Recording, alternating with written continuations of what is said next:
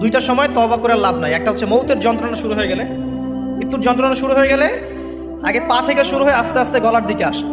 হাদিসে যেমনটা এসেছে, সূরা ওয়াকিয়ার মধ্যেও আছে যে পায়ের দিক থেকে যন্ত্রণা শুরু হয়ে আস্তে আস্তে আস্তে আস্তে এই গলার দিকে আসে, এবং আত্মাটা গলার এখানে যখন চলে আসে, এখান থেকে মালাকুল মউত আত্মাটাকে নিয়ে চলে যায়।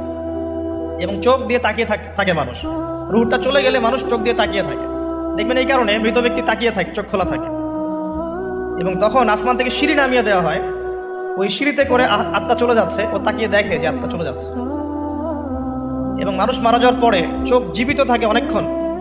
মেডিকেল সায়েন্স যারা পড়েছে তাদেরকে জিজ্ঞাসা করবে, মানুষ ডেড হয়ে গেলেও চোখ দেখবেন আরও কয়েক ঘন্টা, হয়তো আরও নির্দিষ্ট একটা সময় পর্যন্ত চোখটা কিন্তু জীবিত থাকে।